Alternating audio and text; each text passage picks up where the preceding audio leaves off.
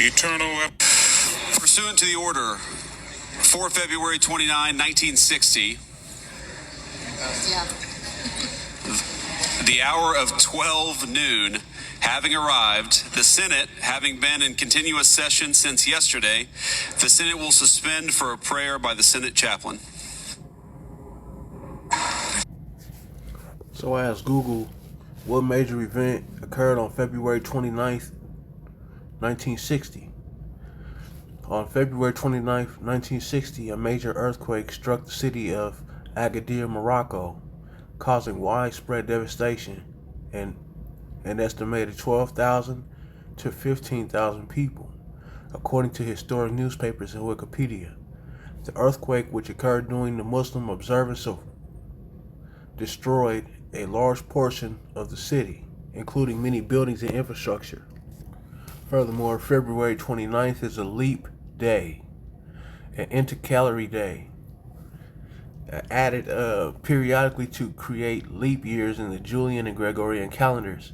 It is the 60th day of a leap year in both Julian and Gregorian calendars, and 306 days remain until the end of the leap year. It is the last day of February in leap years only. It is also the last day of meteorological winter in the northern hemisphere, and the last day of meteorological summer in the southern hemisphere in leap years. So we previously covered the Moroccan situation, right, at Agadir in 1960 on the 29th of February, a leap year day. It seems as if the land leapt. So that's showing you right there a picture of Agadir, Morocco. All right, so it's a magnitude 5.8, depth of 15 kilometers, which is fairly shallow. So I was curious, I was wondering, because usually when you see these types of things happen, usually there's a lead up, right? Besides the continental plates meeting up and all this stuff they try to give you as an excuse.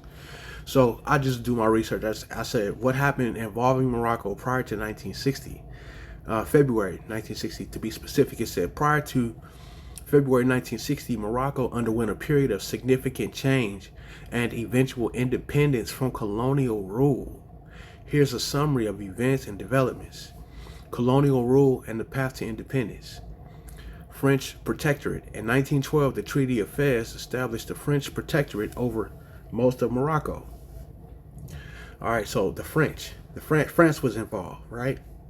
Just kind of like today with Ibrahim Traore and Burkina Faso, right? They kicked the French out. So French pretty much got kicked out, right? Oh, okay, never mind. Okay, so they established a treaty. My apologies. So Spain also controlled a northern and southern zone. The Sultan held a largely ceremonial role under French administration. I'll say so the French took over. All right. Early resistance. Moroccan resistance to colonial presence began early, with notable events such as tribal uprisings and conflicts. A Berber uprising in the Rif Mountains led by, I don't even know how to pronounce that first word, El Krim, established a short-lived republic. Rise of the nationalist movement. The Independence Party was founded in 1943 to advocate for independence. Sultan Mohammed V's role. Sultan Mohammed V, initially under French influence, began to distance himself from the protectorate and supported the nationalist movement. He played a crucial role in the independence negotiations. So here we see a nationalist movement that took place in Morocco. Now, Morocco and America, as a sidebar, Morocco and America have a long-standing treaty, right?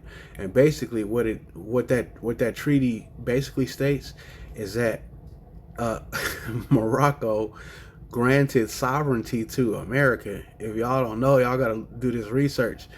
And I'm looking at this because it mentions here a nationalist movement, and it's kind of what we see happening in America now. All right, so exile and return of Muhammad V, that's a Roman numeral, right? In 1953, I don't speak Roman, so You're going to have to figure that one out.